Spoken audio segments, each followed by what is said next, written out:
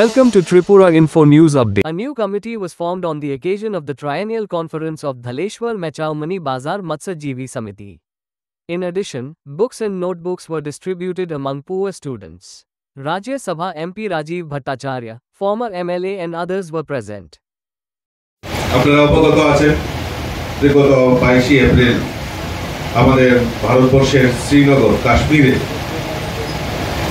নৃশংসভাবে উগ্রপন্থীরা আমাদের ভারতীয় যারা সেখানে পর্যটক ছিলেন তাদেরকে নৃশংসভাবে হত্যা করেছে। আমরা সারা দেশব্যাপী তার তীব্র ধিক্কার তীব্র নিন্দা আমরা জানিয়েছি এবং আজকের এই সভা থেকে আমরা যারা নিহত হয়েছে এই আতঙ্কবাদী দ্বারা তাদের প্রতি শ্রদ্ধাঞ্জলি নিবেদন করছি এবং তাদের পরিবার মৃত যারা হয়েছেন নিহত যারা হয়েছেন তাদের পরিবারের প্রতি সমবেদনা জ্ঞাপন করছি। আমরা জানি যে আমরা ভারতবর্ষে আছি এবং ভারতবর্ষের এই ঘটনার পর সারা দেশের মানুষ তার জন্য যেভাবে ধিক্কার জানিয়েছে এইটাই হলো ভারতবর্ষ, যে মানুষ একতার মধ্যে আমরা ঐক্যের মধ্যে যে বন্ধন সেটা ভারতবাসী হিসাবে আমরা সবাই ধিক্কার একসঙ্গে জানিয়েছি এবং সমস্ত ভারতবর্ষের সমস্ত রাজনৈতিক দল একত্রিত হয়ে তার তীব্র ধিক্কার জানিয়েছেন এবং এই যে আমাদের সরকার রয়েছে এই সরকারের পাশে থেকে সরকারকে সহযোগিতা এবং এই উগ্রপন্থার বিরুদ্ধে জেহাদ ঘোষণা করার সেটা যে আমাদের ভারতবর্ষের সরকারের পাশে রয়েছে সমস্ত বিরোধী দল একসাথে তা দেখিয়েছেন এবং ওনারা একসঙ্গে বৈঠক করেছেন এবং আপনারা জানেন ঘটনার পরপর আমাদের স্বরাষ্ট্রমন্ত্রী অমিত ভাই শাহ ঘটনাস্থলে ছুটে যান এবং পরিস্থিতির সরজমিনে উনি দেখেন এবং আমাদের দেশের যশস্বী প্রধানমন্ত্রী নরেন্দ্র মোদীজিও উনি বিদেশ সফরে ছিলেন, উনিও বিদেশ সফরের প্রোগ্রাম ক্যান্সেল করে উনি তড়িঘড়ি ভারতবর্ষে এসেছেন। অর্থাৎ যা যা পরিকল্পনার মতো যা যা করণীয় তার বিরুদ্ধে পদক্ষেপ নেওয়া হচ্ছে এবং যারা এই সন্ত্রাসবাদীর মদতদাতা যে দেশ তাদের প্রতি আমাদের ভারতবর্ষের যে মনোভাব কঠোর মনোভাব সেটা দেখিয়েছেন।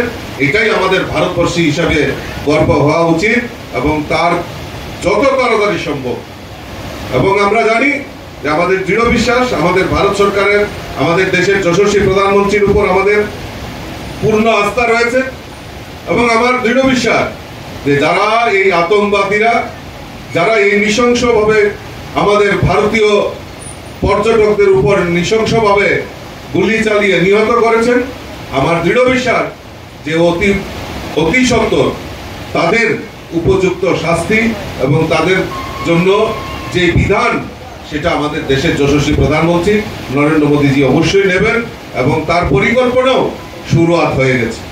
কিন্তু ব্যতিক্রমী এই ত্রিপুরা রাজ্যে বিরোধী দলের এক প্রধান গত পরশুদিন দেখলাম বক্তব্য রাখছেন খালি পলিটিক্যাল চিন্তা ভাবনা পলিটিক্যাল মানসিকতা। এই সময় সারা দেশের মানুষ একত্রিত হয়ে এই আতঙ্কবাদের বিরুদ্ধে লড়াই করছেন বক্তব্য রাখছেন আর এখানে সেকুলার পার্টি যারা 25টা বছর এই রাজ্যে রাজত্ব করেছে খালি নিজেদের সুবিধা নিজেদের ব্যক্তিগত আখের গুছানোর জন্য কাজ করেছেন। গরিব মেহনতি মানুষ থেকে শুরু করে সকলকে বঞ্চিত করে যারা এই 25টা বছর টানা শাসন করেছেন, যেখানে সারা দেশ উগ্রপন্থীর বিরুদ্ধে জেহাদ ঘোষণা করছেন ধিক্কার জানাচ্ছেন। আর আমাদের রাজ্যে যারা দীর্ঘ 25 বছর দীর্ঘ 20 বছর টানা মুখ্যমন্ত্রী একটা উগ্রপন্থীর বিরুদ্ধে শব্দ বলেননি, উল্টা পলিটিক্যালাইজেশন বিজেপি কে গালি দেওয়া। আরে মূর্খের দল, মানুষ সব জানে মানুষ সব বুঝে। 2018-তে তার উপযুক্ত জবাব পেয়েছে, 2023-ও পেয়েছে, আগামী দিনও পাবে, কারণ এখন মাথা ঘুরছেন উল্টা পাল্টা বলছেন। কাজেই এই যারা দেশদ্রোহিতার বিরুদ্ধে একটিও শব্দ উচ্চারণ করেনি এইরকম যারা রাজনৈতিক দল করে তাদেরকে সকলে মিলে ধিক্কার জানানো দরকার, তাদেরকে বহিষ্কার করা দরকার। তাদের এই ত্রিপুরা রাজ্যে থাকার মতো কোনো অধিকার নেই। এরকম ভাবে আমাদেরকে কাজ করতে হবে, সংগঠিত হতে হবে। যারা যারাই বক্তব্য রেখেছেন সব আমার উপর গুলি দিয়ে আপনারা সব তো রিপার হয়ে গেছে। ঘটনাটা এরকম না, ঘটনাটা হচ্ছে যে আমাদের এগ্রিকালচার মিনিস্টার মাননীয় রতনলাল লালজির সঙ্গে আমার এখানে বৈঠক হয় এবং সেখানে আমি একটা দাবি রেখেছিলাম যে উদিন ডাইরেক্টরও ছিলেন।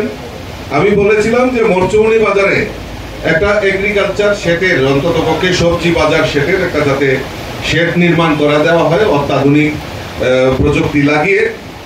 তো মাননীয় মন্ত্রী সঙ্গে সঙ্গে উনি নির্দেশ দিয়েছেন এগ্রিকালচার ডাইরেক্টরকে এবং বলেছেন যে এটা একটা সার্ভে করে একটা এস্টিমেট তৈরি করা এবং সেখানে যাতে সুন্দর সবজি শেড একটা নির্মাণ করা যায় তার প্রচেষ্টা করে। কিছুদিন আগে আমাদের ডাইরেক্টরের সঙ্গে কথা হয়েছিল এবং কথা বলার সঙ্গে সঙ্গে উনি বলেছেন যে এইটা এইবার যে বাজেট হয়েছে আমাদের ত্রিপুরা রাজ্যে, সেই বাজেটে সেটা প্রভিশন রাখা হয়েছে এবং আমি যতটুকু সম্ভব মানে তাদের পেছনে লেগে পেছনে তাদেরকে তদবির করে যাতে এটা দ্রুততার সঙ্গে সম্পন্ন করা যায় তার জন্য আমি প্রচেষ্টা করব। দ্বিতীয়ত, যখন এই শেড নির্মাণ হবে তখন নিশ্চয়ই এই যে বাজারের যে সমিতি রয়েছে, সমিতি অফিসটাও যাতে সুন্দর করা যায় তার জন্য প্রচেষ্টা সেখানে করা হবে। তো এইগুলি খুব একটা বেশি বড় জিনিস না। আর যেটা আমাদের ডক্টর দিলীপ দাস বলছিলেন যে একটা প্ল্যানিং করা, একটা মাস্টার প্ল্যান তৈরি করা। মাস্টার প্ল্যান মিউনিসিপ্যালিটির তরফ থেকে আমরা বলতে পারবো, কিন্তু এটা বাস্তবে করা খুব সম্ভব নয়। এই কারণ এখানে অনেকের তজির ঘর আছে, সেই তজির ঘর ভাঙতে দেবেন আপনাকে। এখানে বাজার সভাপতি আছেন আর অনেকেই আছেন ব্যবসায়ীরা, কেউ ধরতে দেবেন আপনাকে। আমি বাস্তব বলে যে মাস্টার প্ল্যান করে দেবো, বিল্ডিং করে দেবো, কিন্তু সেটা বাস্তবে এটা সম্ভব হবে না। এই কারণ অনেকে তজির ঘর আছে, অনেকেই জায়গা ছাড়তে চাইবে না। যদি জায়গা ছাড়তে চায় বা যদি রাজি হয়, ব্যবসায়ী সমিতির সভাপতি এখানে আছেন, তাহলে নিশ্চয়ই আমরা আমাদের পুর নিগমের যিনি মেয়র আছেন এবং কমিশনার আছেন ওনাদের সঙ্গে আলাপ আলোচনা করে নিশ্চয়ই মাস্টার প্ল্যান আমরা নির্মাণ করব।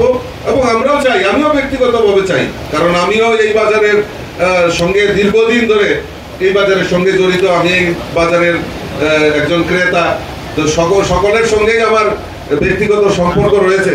আমিও চাই যে আগরতলার মধ্যে একটা সুন্দর জায়গা, এখানে একটা সুন্দর যাতে মার্কেট নির্মাণ করা হয়, তার জন্য যদি প্রচেষ্টা নেওয়া হয় নিশ্চয়ই করবে। কারণ আমাদের সরকার চাইছেন যে আমাদের যারা মানুষ রয়েছেন তাদের অত্যাধুনিক সুযোগ সুবিধার মাধ্যমে যাতে মানুষ এখানে বাজার করতে আসে। বিভিন্ন জায়গায় রাজ্যের বিভিন্ন প্রান্ত থেকে এখানে মানুষ আসেন বাজার করতে। তো যখন একটা সুন্দর সুদৃশ্য বাজার দেখবে তো নিশ্চয়ই মানুষের প্রতি একটা আকর্ষণও বাড়বে যে না, একটা মরচুমনি বাজারে সেখানে আমরা গেছি আর সেখানে খুব সুন্দর বাজার, এটাও চর্চিত হবে। তো আগামী দিন ধীরে ধীরে করা হোক। আমি মনে করি যে যদি মাস্টার প্ল্যান তৈরি করার জন্য যদি সভাপতি রাজি থাকেন, তাহলে আমি একবার কমিশনার এবং মেয়রের সঙ্গে আপনারা বা ব্যবসায়ী সমিতির সবাই যদি আমার সঙ্গে একবার যান, তাহলে আমি মেয়রের সঙ্গে একটা ডেপুটেশন বা উনাকে ডেকে আমরা বসতে পারি, আলোচনা আমরা করতে পারি। জলের কথা বলছিলেন যে পানীয় জল, তো পানীয় জলের যদি আপনারা জায়গা দিতে পারেন তাহলে আমি 1-2 দিনের মধ্যেই যে অন্তত পক্ষে ঠান্ডা গরম যে জলের ইয়েটা আছে, মেশিনটা আছে, আমি আপনাদেরকে দিতে পারবো। অন্তত পক্ষে 60 লিটার না কত লিটারের একটা আছে, আপনারা দেখে নিন। কিন্তু এটা ভালো জায়গা যাতে বসানো যায়, কারণ এটা রক্ষণাবেক্ষণও করতে হবে, কারণ এটা রক্ষণাবেক্ষণের একটা ব্যাপার রয়েছে। তো আমি আপনারা যদি মনে করেন তাহলে আমি আরো ফিল্টার সহ যে একটা মেশিন রয়েছে আপনাদের পানীয় জল, সেটা আমি ইতিমধ্যেই আপনাদের কাছে দিয়ে দেবো, এটা আমি স্যাংশন করে দেবো ইতিমধ্যে। তো আমি আমার আলোচনা বেশি দীর্ঘায়িত করছি না। তো আমি চাই এই সম্মেলনের মাধ্যমে আপনারা যে সিদ্ধান্ত নেবেন এবং পাশাপাশি ওনারা যে সামাজিক কর্মসূচি আমার কাছে গিয়েছিল, বলেছিল যে আমরা কিছু আমরা বস্ত্র বিতরণ করব। তারপর সেক্রেটারি আমাকে বললেন যে না, আমরা কিছু বই খাতা কাগজ কলম দুস্থ যারা ছাত্রছাত্রী আছেন তাদের মধ্যে আমরা বিতরণ করতে চাই। আমি বলেছি খুব সুন্দর আইডিয়া, কারণ বস্ত্র বিতরণ অনেক জায়গায় অনেক বস্ত্র বিতরণ হয়, রক্তদান হয়, কিন্তু এইটা একটা ইনোভেটিভ আইডিয়া যে দুস্থ যারা ছাত্রছাত্রী আছে তাদের হাতে খাতা কলম পৌঁছে দেওয়া, এটাও একটা সামাজিক কাজ। তো আপনারা যারা মৎস্য ব্যবসায়ী সমিতি এই সামাজিক কর্মসূচিতে আপনারা অংশগ্রহণ করেছেন, আপনারা চেষ্টা করেছেন, তার জন্য আমি অসংখ্য ধন্যবাদ জানাচ্ছি। এবং এই Subscribe to Tripura Info and press the bell icon so that you never miss any latest updates and news on Tripura.